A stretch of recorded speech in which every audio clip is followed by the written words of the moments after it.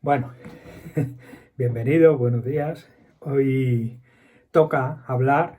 He estado estos días anteriores intentando explicar el proceso de configuración de los poderes islámicos, ¿no? La formación del Islam, la expansión, la rápida expansión que tiene el Islam desde la península arábiga a todo lo que, bueno, un amplio espectro mundial, ¿no? Que cubrió esa nueva religión con tintes en la que se mezclaban las estructuras políticas con las religiosas, ¿no? Que llegó hasta la península ibérica, saltó a Europa por la península ibérica y que fue frenado en los Pirineos en ese proceso de expansión. Y hoy toca hablar entonces de la expansión de los reinos cristianos en la península ibérica. Algunos lo llaman reconquista, otros conquista. Bueno, en este asunto no voy a polemizar, me voy a limitar a explicar los aspectos principales, lo que nos concierne, bueno, en términos de este tema, si tuviéramos que explicarlo ante un tribunal de oposiciones, por ejemplo, o bueno, una serie de aspectos generales que se adaptarían a nuestros alumnos de secundaria. Bien, el tema, lo que voy a hablar aquí es sobre todo de la crisis del reino visigodo, el Islam y la expansión. Voy a dar unas pinceladas muy breves que ya he explicado en algunos vídeos anteriores. Los núcleos de resistencia que surgen al norte de la península ibérica, en el cual se refugian con la expansión del Islam unos nobles, unos aristócratas de visigodos. Lo que hacen es convertirse al Islam para preservar sus tierras y su poder.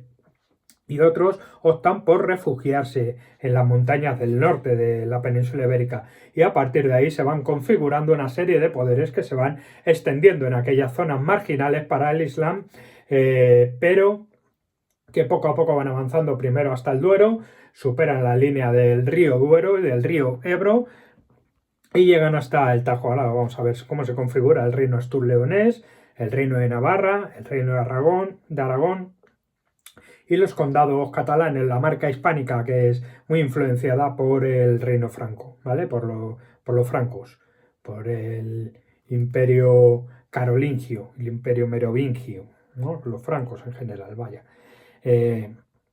¿Cómo se consolidan estos reinos cristianos en el siglo X y XII? El reino de Sancho III, uno de los reyes más importantes en este proceso de expansión, los núcleos occidentales y los núcleos orientales cristianos, y cómo llega a ser el poder hegemónico en la península ibérica, los reinos cristianos, ¿no? El concepto, aquí sí voy a tratar un poquito por encima, el concepto de conquista, reconquista, los diferentes autores, porque unos lo llaman conquista, otros lo llaman reconquista, el reparto del territorio. Hay que hablar, evidentemente, de la importancia de la batalla de las Navas de Tolosa, ¿no? Año 1212, es una de esas fechas que tenemos que tener grabadas, ¿no? Por la importancia, ¿no? Porque marcan un antes y un después. Y cómo queda como último poder musulmán en la península ibérica el reino nazarí de Granada. Por último, hay que hablar también de la repoblación, la economía, la sociedad, el concepto de repoblación también, ¿no? La forma de ocupación, cómo era la economía en estos reinos cristianos, una economía básicamente rural, y cómo se organiza la sociedad estamental y el régimen señorial en los reinos peninsulares. Bien, la expansión musulmana, la ocupación, la conquista musulmana, depende, tiene lugar en el proceso, junto con el proceso de, se ha colado por aquí una polilla o algo, no sé, esta primavera anticipada, el cambio climático y demás, bueno, está dando unas temperaturas que estamos llenos de insectos ya en el mes de febrero, estamos en la mitad del invierno. Bueno, en fin, en esta época de los visigodos hacía muchísimo más frío que ahora, muchísimo más, la temperatura era mucho más fría, los inviernos eran crudos en la península ibérica, en gran parte de la península ibérica.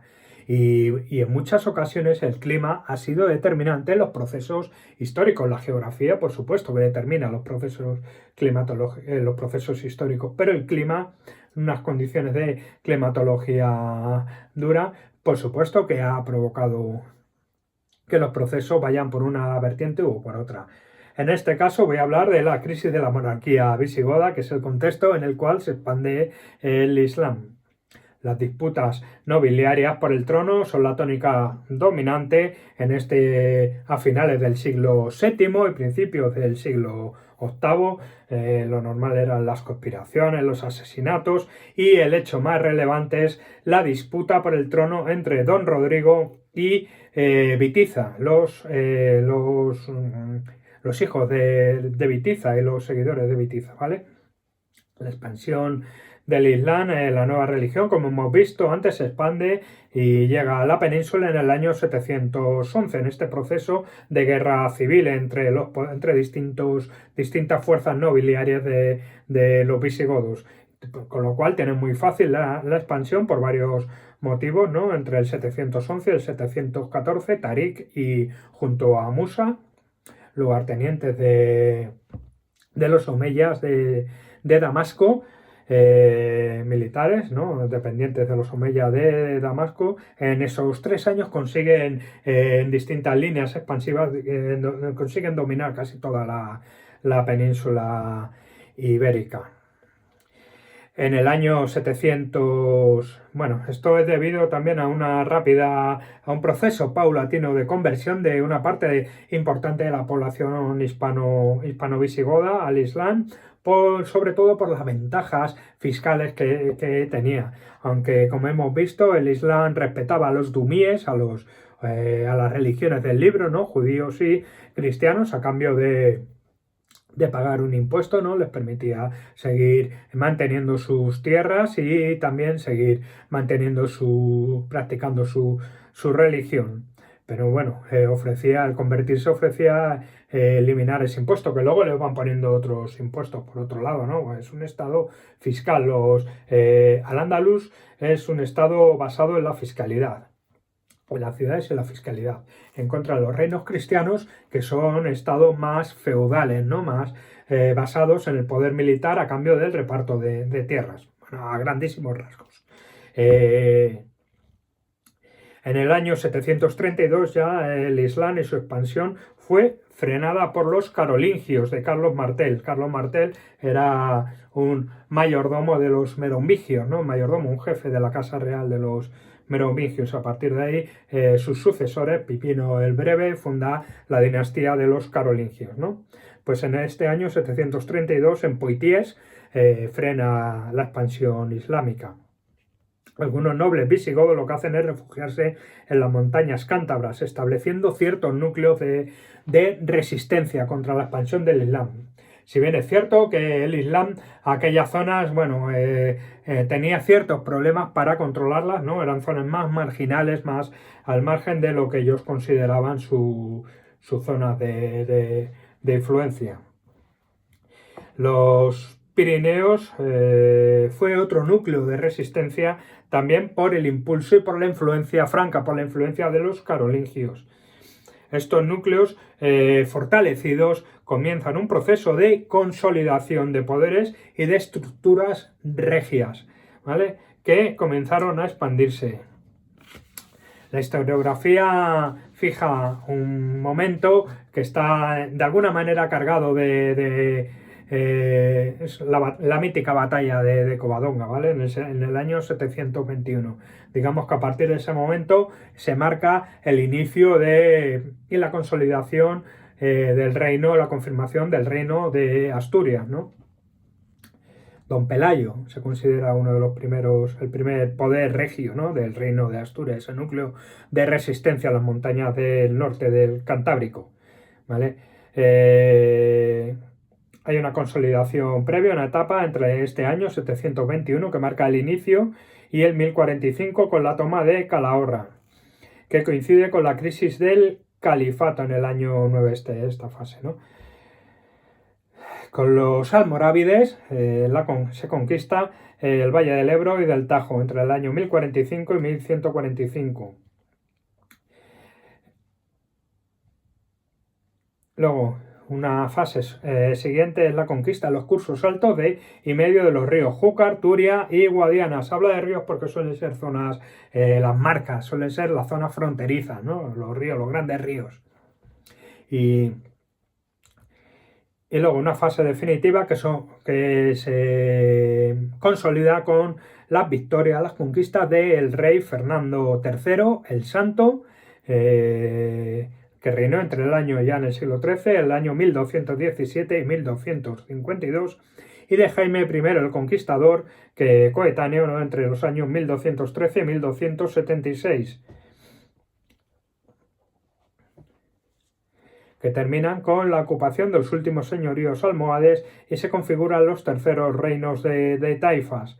Bueno, entre el año 1212 y 1266. Creo que en el año 1234 cae, por ahí, 1234, el último feudo almohade es Mallorca y creo que cae en esa, de la mano de Jaime I, el rey de Aragón. Bueno, consigue conquistarlo, Mallorca. Y el punto final, bueno, es con el paréntesis del reino nazarí, desde que se configura el reino nazarí de Granada, desde la desintegración de los reinos de Taifa, la conquista de Fernando III y Jaime I, y hasta el año 1492, en el que ya cae la última plaza Granada, el 2 de enero de 1492, ya con los reyes católicos que habían unificado, ¿no?, el reino. Eso lo veremos en un tema posterior.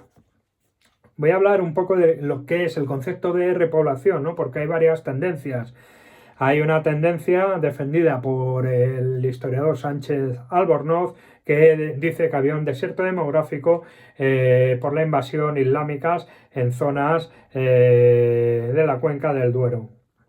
Y lo que hacen los poderes cristianos es enviar ahí campesinado y para repoblar, ¿no? Es una teoría ya un poco superada, ¿no? Está todavía vigente en algunos ámbitos científicos, en algunas investigaciones, pero ya más o menos está superada.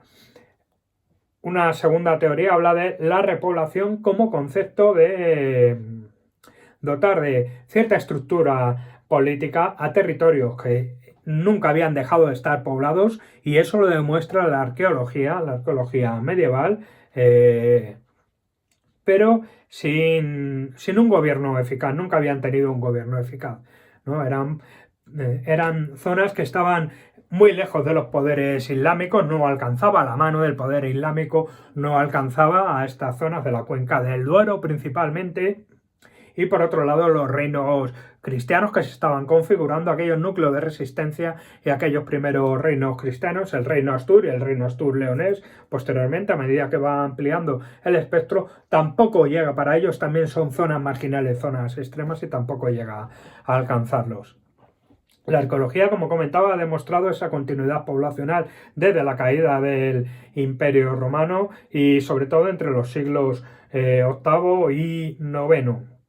Falta conocer cómo fue el proceso de implantación de un sistema socioeconómico que dotara de estructura política y administrativa a todas estas zonas. Entonces, bueno, más o menos queda claro este concepto. Dos principales autores que hay que tener en mente si hablamos de este concepto, que sería Sánchez Albornoz, relacionarlo con el desierto demográfico y la repoblación, ¿no?, para controlar aquellas zonas, y bueno, y Menéndez Pidal, que habla más bien de dotación. Ese concepto de repoblación lo liga a la dotación de estructuras políticas a unas zonas que ya contaban con población. Voy a hablar un poco del origen de los reinos cristianos. Todos conocemos el reino asturiano, ¿no? El origen de los reinos cristianos, ¿no? Bueno, pues fue, como comentaba, el refugio de algunos nobles visigodos, aquellas montañas remotas del norte. Probablemente estas son las teorías que manejan algunos historiadores que investigan estos procesos históricos. Probablemente esta configuración, estas resistencias surgieran por negarse, por la negativa a pagar tributo a los poderes fiscales islámicos, ¿no? La fecha para comienzo de esa reconquista voy a utilizar indiferentemente a veces el término conquista, reconquista, expansión, ¿vale? Bueno, pues la fecha simbólica es el año 791 con esa batalla de Covadonga que que lideró Don Pelayo. Parece ser que fue elegido rey o poder principal de aquellos núcleos de resistencia de base visigoda. Y bueno, esto para las fuentes cristianas se habla de batalla, no la batalla de Covadonga. Para las fuentes islámicas fue una simple escaramuza. ¿Vale? Ahí la diferencia y ahí el trabajo importante de la investigación historiográfica, ¿no? Para determinar dónde estuvo, dónde está, qué fue lo que pasó realmente, ¿no?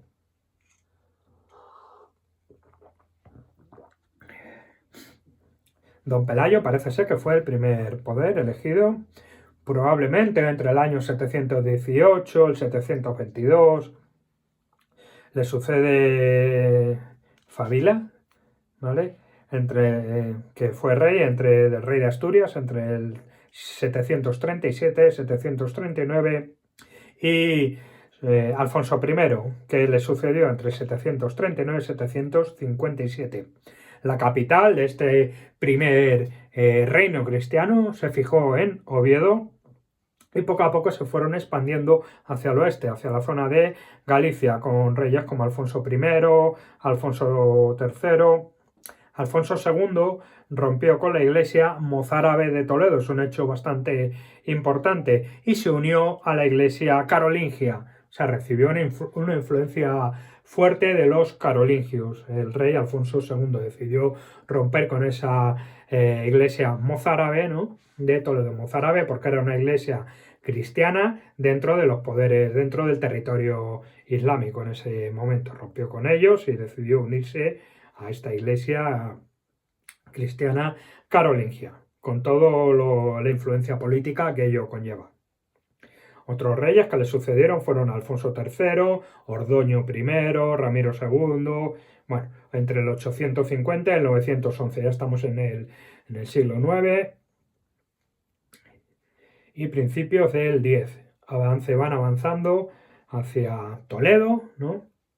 Que es el gran objetivo, en principio, digamos, con repoblaciones en ciudades como Ciudad Rodrigo, Astorga, que son ciudades de herencia del reino visigodo. Bueno, al mismo tiempo que iban avanzando, iban configurando su poder, ¿no? Este reino asturiano se expande hacia el oeste, allí no llegaban los poderes islámicos, había una serie de poderes no señoriales porque no estaba el feudalismo instaurado en aquella zona de Galicia, pero sí que habría poderes rurales, comarcales, gente con cierto poder y bueno, pues el reino de Asturias lo que hace es ir absorbiendo toda esta zona, todo este ámbito gallego y desplazándose hacia el sur, hacia el río Duero, controlando las poblaciones que ya existían allí y bueno, con el punto de mira en el río Tajo. A medida que se van expandiendo hacia el Duero, primero se configura el reino de Astur-Leonés, finalmente va a dar lugar al reino de León. En este reino de León destaca Alfonso III, que fija la frontera en el río Duero. Fue rey entre el año siglo IX, 866, 910. Divide el reino a su muerte, era una costumbre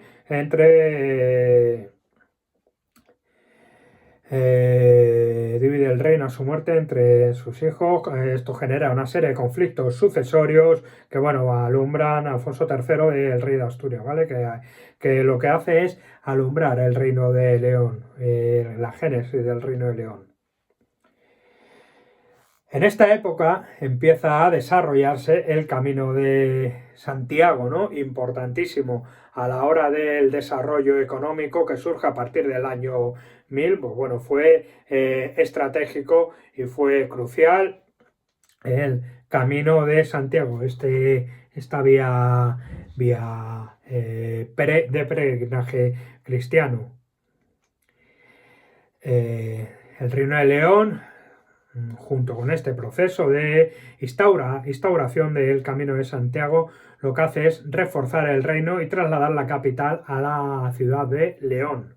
Traslada de Oviedo a León, ya el reino ya se llama Reino Astur-Leonés y acabó siendo el Reino de León. Entre el siglo IX y el siglo X, los leoneses ya van ganando terreno en oriente del reino, en el oriente del reino Astur-Leonés se empieza a configurar a principios del siglo X el poderoso condado de Castilla, ¿vale? Alfonso V de León fue el rey que dotó con el primer fuero a la ciudad de León. En la primera recopilación formal en la península ibérica y es la primera vez en la que formalmente se redacta un fuero en la que se busca separar Iglesia de Estado. El condado de Castilla, en el oriente del Reino de León, con el río Duero de frontera, es el baluarte defensivo en un lugar estratégico para combatir y contener las incursiones musulmanas. El primer conde de este importante condado que pertenecía al Reino de León es Fernán González. Estamos en el siglo X ya. Bueno, voy a hablar un poco del reino de Pamplona, luego sería el reino de Navarra. Está vinculada a la derrota de los navarros a Carlomagno en Roncesvalles en el año 778. Lo conocemos, Roncesvalles. Íñigo Arista, ya en el siglo IX, que fue poder importante en este reino de Pamplona entre el 810 y el 851, expulsa a los francos y es considerado el primer rey de Navarra. Tuvo ayuda de los Banukasi. Los Banukasi es un poder que estuvo siempre dominando la cuenca del Ebro en la zona en el ámbito de Zaragoza, más o menos, y que con la expansión musulmana lo que hicieron fue convertirse al Islam. Y bueno, pues parece ser que Íñigo Arista contó con su apoyo. En el siglo X, con apoyo de Alfonso III de León, accede al trono los Jimena, con el rey Sancho Garcés I, que ya en el siglo X, a principios, entre el 905 y 925, consolidó esta dinastía, los Sancho Garcés, los Jimena, perdón,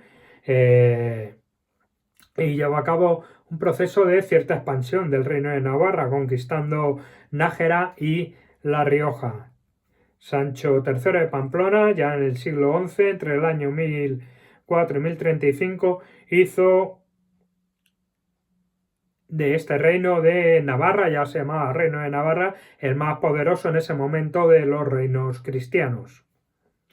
¿Cómo se configura el reino de Aragón? Bueno, pues el reino de Aragón estaba muy vinculado a la corona de Pamplona y luego al reino de Navarra. Tuvieron presentes poderes locales en las comarcas de Sobrerbe, Ribagorza y Ribagorza y Aragón. En el año 1035 ya se acaba configurando un reino, ¿no? Uniendo todas estas poderes de ámbito comarcal en una estructura regia, ¿no? Y su origen está en la creación del Limes Hispaniorum por parte de los carolingios. Todas estas zonas fronterizas por los Pirineos, pues bueno, tenían una gran influencia del imperio carolingio. El imperio carolingio le viene bien generar un poder fuerte central que haga de frontera, que haga de contención, de muro de contención, ¿no? Y ahí está el origen del reino de Pamplona, aunque luego se desligan de los carolingios, como vemos, y del reino de Aragón, que le vino bien crear esta marca en esta zona central de los Pirineos para contener el avance musulmán, y a partir de ahí, pues bueno, si es posible ir expulsándolos cada vez más al sur, a los musulmanes, a los andalusíes. El aislamiento de los valles pirenaicos provocó la creación de condados independientes del poder carolingio. Es decir, los carolingios pusieron a condes, ¿no?, al cargo de ciertas tierras, de Ribagorza, de Aragón, de Sobrerbe. Y estos condados aislados tradicionalmente, hoy en día todavía, hoy en día está todo muy, las infraestructuras no tiene nada que ver, pero imaginemos en aquella época esos valles aislados de los Pirineos, pirenaicos y de la zona de influencia, los poderes allí estaban muy, muy alejados de la influencia del poder central carolingio, ¿no? Entonces se fueron configurando, fueron uniendo dentro de esta marca Hispaniorum para plantar cara a los islámicos. Y luego los condados catalanes, otro de los grandes poderes cristianos que se configuran, en este caso no como reinado de momento, sino que empiezan como condados, como la marca hispánica. A finales del siglo VIII, los francos intervienen en la península ibérica y las comarcas del Pirineo catalán quedan bajo el control franco. El imperio carolingio les dio el nombre de marca hispánica. Los francos lo organizaron una serie de condados y el de Barcelona ya fue independiente a finales del siglo IX. Y a este condado, el más potente de todos, se fueron vinculando poco a poco otra serie de condados del alrededor, los que formaban la marca hispánica. Esto es interesante verlo con un mapa. No tengo un mapa aquí delante, pero bueno, con un mapa de cómo era el siglo IX, más o menos cómo eran los límites, el siglo X de la marca hispánica. Bueno, ¿cómo se fueron consolidando estos reinos? Vamos avanzando. Entre los siglos X y XIII se van incorporando a las corrientes europeas, políticas, económicas, sociales y religiosas a partir del siglo XI de los reyes cristianos. Hay una toma de iniciativa en la lucha contra los musulmanes, coincidiendo con la disolución del califato en los reinos de Taifa a partir del año 1031. Con la muerte de Almanzor, ¿no?, de Ramán III, Almanzor, todo esto que hemos visto, pues ahí lo que hacen los reinos cristianos es tomar la iniciativa, ¿no? Ahora son ellos los que empiezan a empujar a los islámicos que estaban disgregados en una serie de taifas tras la disolución del califato, y además empiezan a cobrarles impuestos. Antes era al revés, ahora son los cristianos los que cobran las parias a los islámicos. A estos reinos de taifa les pagan para que no les invadan. Sancho III, a partir del año 1000, consigue situar el centro político de la España cristiana en Navarra, ¿no? Como hemos visto, fue el rey más poderoso de toda la esfera cristiana, la peninsular, al hacerse con el poder en Castilla y en Aragón. A su muerte dividió su reino, como era costumbre en esta época, entre sus hijos. Fernando I el Magno fue nombrado rey de Castilla y de León. Tomó bajo su reinado, se tomaron la ciudad de Coimbra, mano musulmana, de Viseu, e impuso el pago de parias. Dividió dos reinos entre sus hijos, a su vez, lo que provocó mayor debilidad aún. Y Alfonso VI, hijo de Fernando I el Magno, lo que hace es unificar toda la herencia. Además se hace nombrar, era simbólico, pero bueno, se hace nombrar imperator fue rey entre el año 1065 y 1109. y consigue unificar los reinos de León, el condado de Castilla, reino de Castilla y León, de Galicia y de Portugal, Alfonso VI, que fue el artífice bajo su reinado de la toma de Toledo, que marcó un antes y un después. La toma de Toledo fue importantísima porque a partir del año 1085, en que Toledo, que hay que decirlo también, se le ofreció una rendición a los poderes musulmanes en unas condiciones bastante buenas, digamos, ¿no? Porque se les permitió a los musulmanes seguir viviendo, aunque hubo luego una reestructuración de la ciudad, ¿no? A los musulmanes se los obligó a vivir extramuro, ¿no? La mezquita se transformó en catedral, evidentemente, eran los cristianos los que estaban en Toledo y allí el sitio religioso central tenía que ser una iglesia, no una mezquita.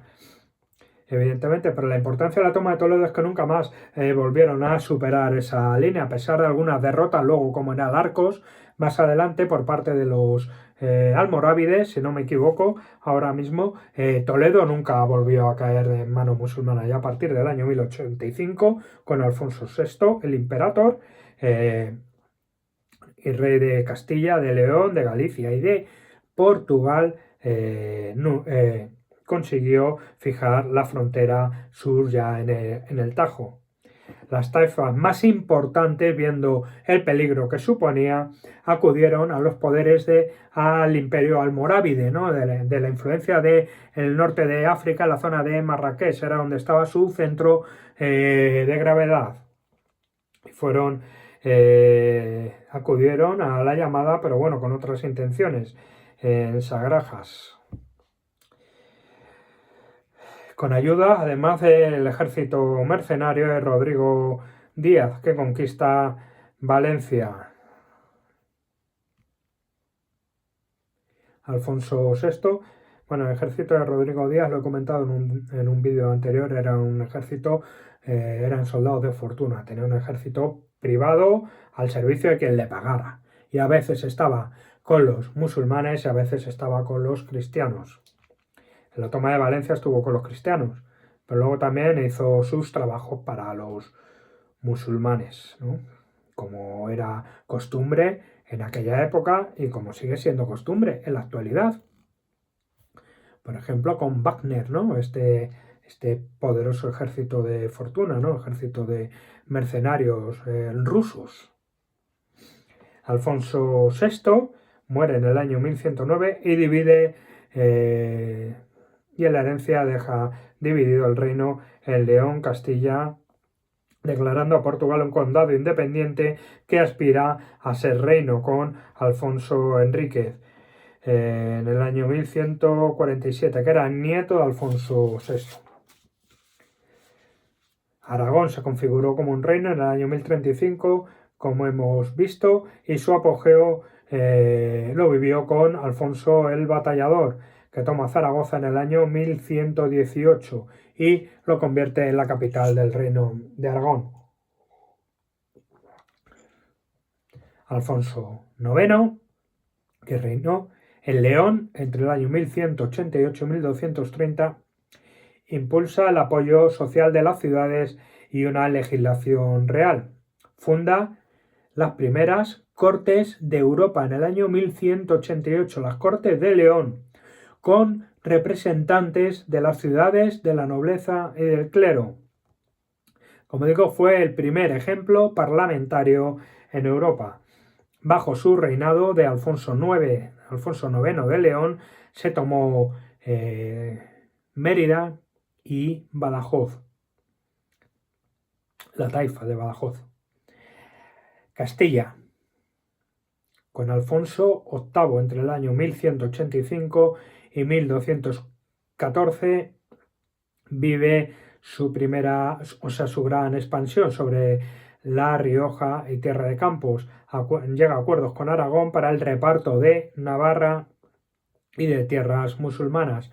Conquista Cuenca y fue sufrió una severa derrota de mano de los musulmanes en el año 1195, los almohades en esta época.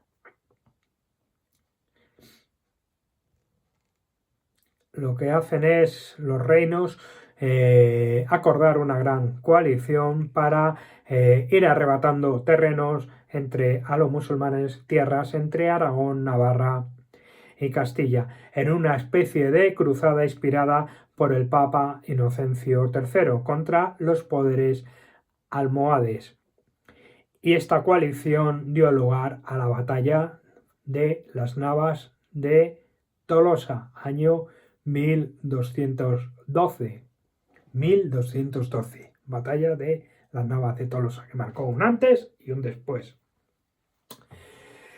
¿Qué ocurre en los condados, en la marca hispánica, los condados catalanes? Bueno, pues tenemos a un conde muy importante, Borrell II, que es el que ya determina la independencia de los condados de los francos. Los condes de Barcelona forzan una serie de defensas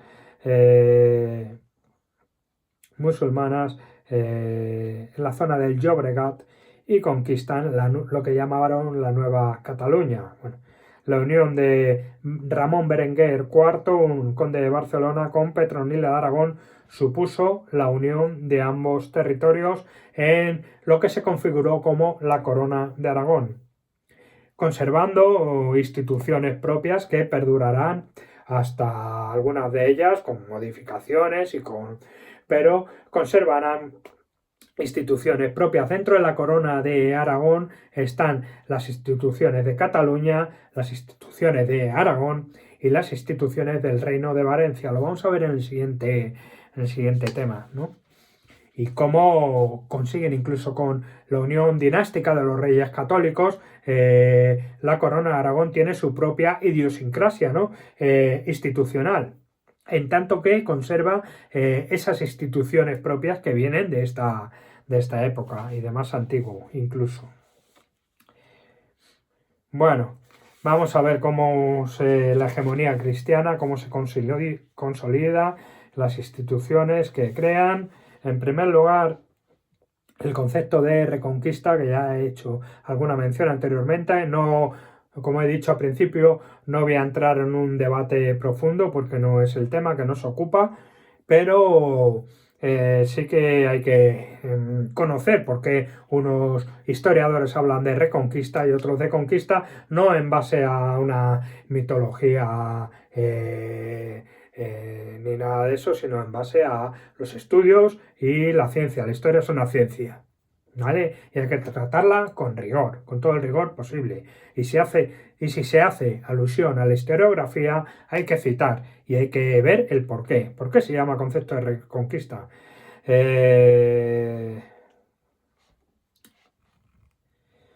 Bueno, la reconquista, este concepto que es tratado por algunos historiadores, surge en estos siglos de hegemonía cristiana, ¿vale? Este concepto de reconquista surge en este concepto de hegemonía cristiana, sobre todo a partir del reinado de Fernando III el Santo, rey de León y Castilla, y Jaime I de Aragón, por la superioridad militar y los recursos que empiezan a instaurar de las parias, empiezan a cobrar parias, como digo, a los musulmanes. Es un proceso que se detiene con los almorávides primero y con los almohades después. Y bueno, este concepto de reconquista está muy ligado a esa idea de Guerra Santa y de cruzada, que como hemos visto está inspirado en el Papa Inocencio III, ¿no? Es el que inspira esta coalición de reinos cristianos para luchar con los musulmanes, con una idea de cruzada. De ahí viene ese concepto de reconquista, no es algo que tampoco se haya inventado porque sí, el concepto existe de antiguo. El uso que se haga de él es diferente, hay que usarlo en términos científicos, historiográficos, rotundos.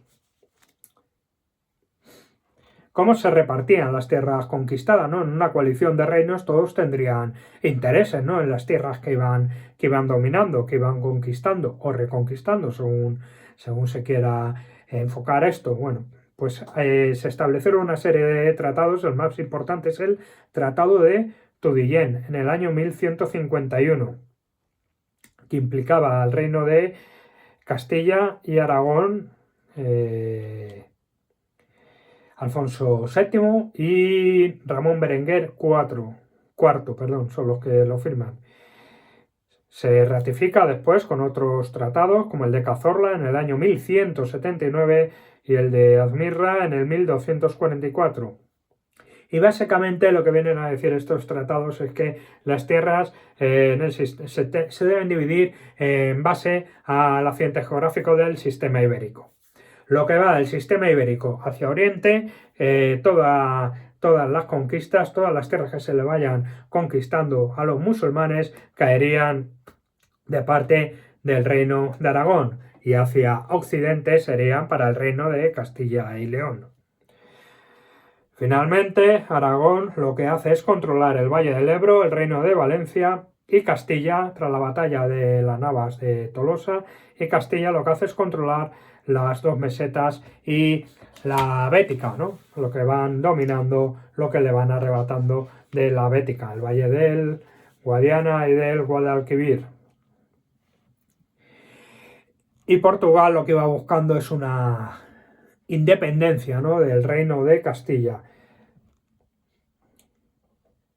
También firma un pacto, el pacto de Coimbra, para el reparto occidental de las tierras conquistadas, ¿no?, de estas zonas al oeste del Guadiana, y el pacto lo firman entre Alfonso IX de León, el que instauró las primeras cortes, ¿no?, y Alfonso II de Portugal en el año 1212, el mismo año de las Navas de Tolosa, en el que la coalición de reinos cristianos derrota a los almohades.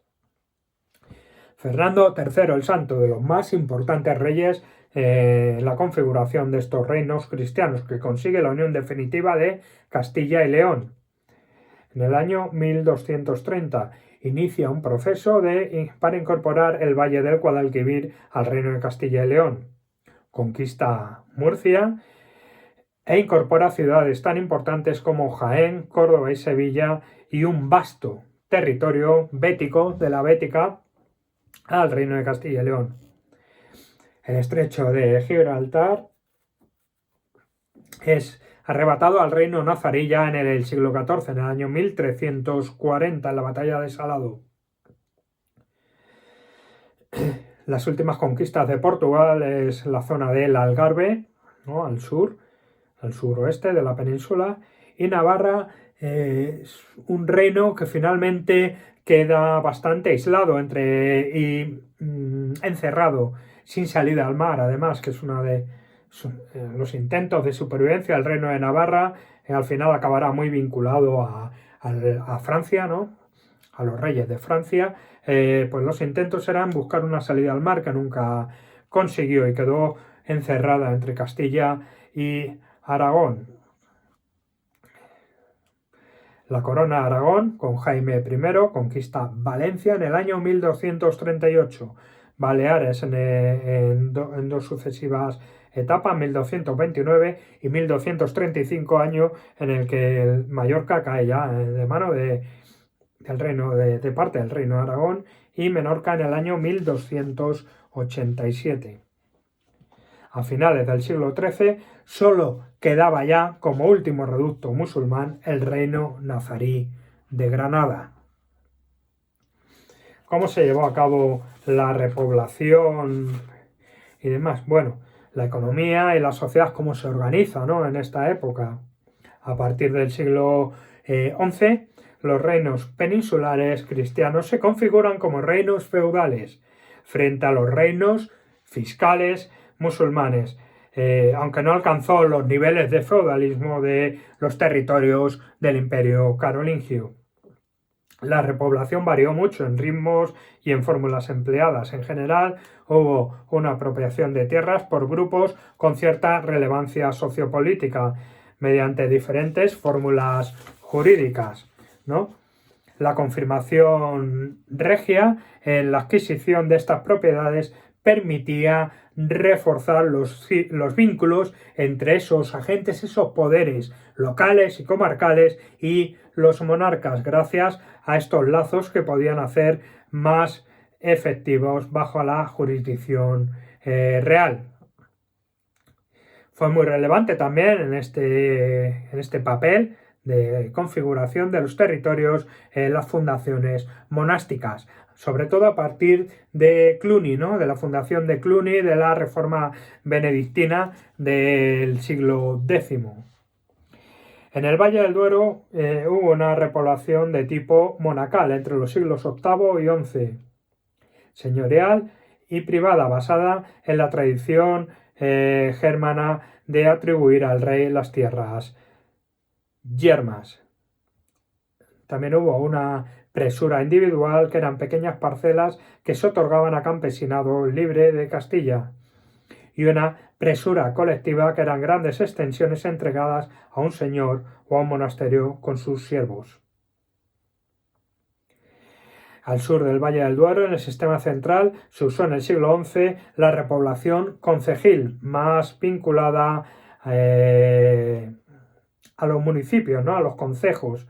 El territorio era repartido entre estos municipios o concejos con un reconocimiento de derechos de las ciudades. Se otorgaban una serie de cartas de privilegios, de fueros o cartas de repoblación, que era una serie de garantías, derechos y de posesión de tierras a los repobladores y posibilidad de fundar en las ciudades sus propios concejos. Fue el caso de Salamanca, de Ávila, de Ayllón o de Sepúlveda, más vinculadas a ese poder de las ciudades, ¿no? En el Valle del Tajo, desde finales del siglo XI hasta mediados del siglo XII, el territorio fue repartido en municipios con grandes privilegios como Talavera, Madrid, Guadalajara. Toledo lo que hizo fue utilizó otra modalidad, que fue repartir a cada grupo social, a judíos, mozárabes, castellanos y musulmanes, en base a un estatuto jurídico propio. Y en el Valle del Ebro, a mediados del siglo XII, entre el siglo XIII, hubo una mezcla de las fórmulas utilizadas en el Valle del Duero y el Valle del Tajo. Tudela, Zaragoza y Tortosa utilizaron el modelo de Toledo de reparto de tierras por grupos sociales, ¿no? En Calatayud se utilizó el modelo de Sepúlveda, ¿no?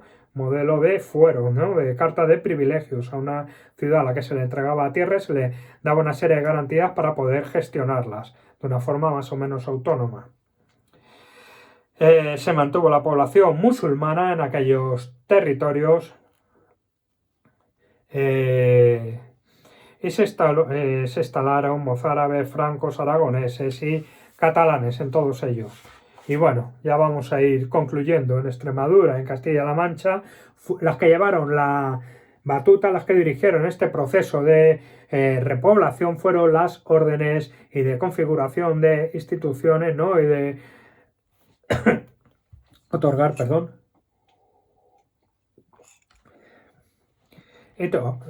de hecho, fueron las órdenes militares, como la orden de Calatrava, la orden de Alcántara o la orden de Santiago, ¿no? Construyen castillos y se asientan campesinos que no tenían apenas libertades. Era también una zona con poblamiento bastante débil. En el Valle del Guadalquivir, en el segundo tercio del siglo XIII finales, se utiliza la fórmula de los donadíos. Son grandes extensiones de tierra que se entregan a la nobleza. Y el heredamiento, que eran pequeñas parcelas que se entregaban a campesinos libres en zonas donde había escasez de repobladores, porque su territorio estaba muy, muy islamizado, ¿no? Con Alfonso X estos repoblamientos se procuró que evitaran que la nobleza acumulara excesivo poder territorial en zonas, especialmente en zonas fronterizas como Murcia y en Levante, que formaba parte de la Corona de Aragón. ¿Y cómo era la economía? Bueno, pues era sobre todo de base agrícola, ganadera, autosuficiente de las comunidades campesinas y con un comercio muy reducido y de escasa monetarización. En el siglo XI hay un renacimiento económico en la España cristiana que permeabilizó sus estructuras ante la llegada de nuevas corrientes comerciales, ¿no? Hablamos del año 1000, esa revitalización económica que empieza a surgir aquí en la península ibérica. Además, contribuyó de una manera decisiva la ruta jacobea de Santiago, que se convirtió finalmente también en una ruta comercial de primer orden, proliferando en torno a ella pujantes núcleos urbanos. La agricultura era de baja productividad, con unas técnicas muy primitivas que empiezan a mejorar a partir del siglo XI, ese año 1000, que tomamos simbólicamente. Mediante la roturación de nuevas tierras hubo un aumento de la producción, se liberó mano campesina que se empezó a dedicar a labores artesanales, con lo cual hubo un empuje comercial también. La ganadería tenía una importancia en esta época bastante vital, porque la transhumancia permitía escapar de los saqueos musulmanes, ¿no? Fue un sector económico que podía fácilmente escapar de los saqueos musulmanes, esa ganadería transhumante, itinerante. Desde África se introdujo la oveja merina, que es muy proclive a esa transhumancia. Se constituyeron asociaciones de ganadería transhumante como el Consejo de la Mesta, que acabó ejerciendo una influencia muy fuerte, especialmente en Castilla, en el Reino de Castilla. Alfonso X lo que hizo, como otras grandes obras jurídicas que llevó a cabo, fue unificarlo, ¿no? Y darle mayor protección, ¿no? Con un código unificado y claro, fundando el honrado Consejo de la Mesta en el año 1273. Todos hemos escuchado alguna vez hablar de él, ¿no? Bueno, era un organismo que gozaba de privilegios reales. Alfonso X le otorgó ese código jurídico que necesitaba para poder gestionar estos privilegios. Tenía una fiscalidad propia, derecho de la posesión de pastos ocupados y derecho de paso por aquellas cañadas reales que todavía existen, todavía están vigentes hoy en día, incluso atraviesan grandes ciudades. La artesanía, muy rudimentaria, producción de artículos imprescindibles para la supervivencia, para el día a día, para una población que era mayormente autosuficiente. A partir del siglo X cambia, hay una mano de obra que, además, un aumento de la población, ¿no? Una revitalización económica, y surgen dedicaciones exclusivas a la fabricación de un producto que se vendían en establecimientos fijos o en mercados periódicos. Tuvo más importancia en el Mediterráneo por el impulso comercial que la corona de Aragón otorgó, ¿no? A la economía del reino. La sociedad en general era estamental, agraria, la mayor población estaba vinculada a núcleos rurales con una gran diversidad étnica y religiosa, unas minorías importantes de judíos, musulmanes, los llamados mudéjares, ¿no?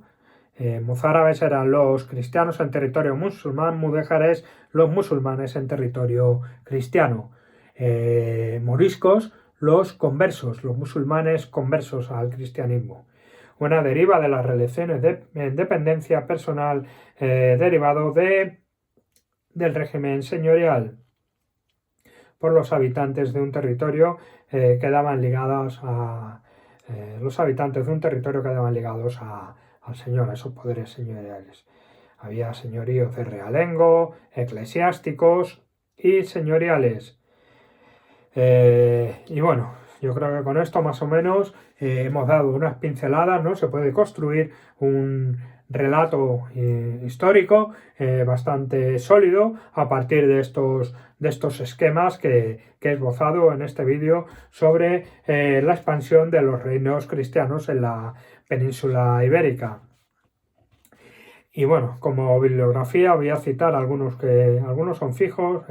Por ejemplo, Ana Echevarría, el Atlas de Historia de la Edad Media me parece fundamental para estudiar estos, tenerlo al lado, para estudiar estos temas. Escudero, la despoblación y repoblación del Valle del Duero, Ladero, ¿no? Siempre lo cito en su Historia Universal, los volúmenes dedicados a la Edad Media. Y siempre recomiendo también acudir a la Sociedad Española de Estudios Medievales, medievalistas.es, ¿no? Accesible en internet. Y con esto termino. Espero que más o menos haya quedado claras las ideas principales y bueno, tener claro el proceso de expansión a partir de aquellos núcleos de resistencia en el siglo VIII al norte, en las zonas más remotas de la península, en las montañas del Cantábrico, como van configurándose núcleos de poder que configuran el reino de Asturias con capital en Oviedo. El primer rey, que se cree que es Pelayo, la mítica batalla que se toma como referencia, como inicio de esta reconquista o conquista. Ya hemos explicado más o menos los términos, unos historiadores u otros. Muy importante también los distintos tipos de repoblación, el concepto de repoblación también, lo que significaba para Sánchez Albornoz o para Menéndez Pidal, ¿no? Sánchez Albornoz más bien era llevar campesinos libres a esas zonas una vez que se conquistaban, y para Menéndez Pidal era dotar a una zona que ya tenía poblamiento de ciertas instituciones porque vivían al margen de los poderes cristianos y de los poderes musulmanes, por estar justo ahí en tierra límites, digamos, ¿no? Y a partir de ahí, como distintos reyes van configurando, distintos poderes locales van uniéndose, van configurando los reinos de Asturias, luego el reino de Astur-Leonés, luego el reino de León, ¿no? El condado de Castilla, adjunto al reino de León, cómo se configura como rey, se une y se divide con el reino de Castilla y León. El reino de Aragón también tiene su origen en la influencia carolingia, esas marcas que quería establecer, unos condados que gozaban de cierta independencia, los condados catalanes, y el reino de Portugal, como desde su posición de condado, ¿no? De poder adherido al reino de León, digamos, como va intentando siempre buscar su hueco como reino y configurarse como reino. Y el reino de Navarra, que finalmente queda entre el reino de Aragón y el reino de Castilla y León, queda ahí atrapado sin salida al mar, como un estado tapón que al final tendrá total influencia de Francia. Y nada más. Muchas gracias. Adiós.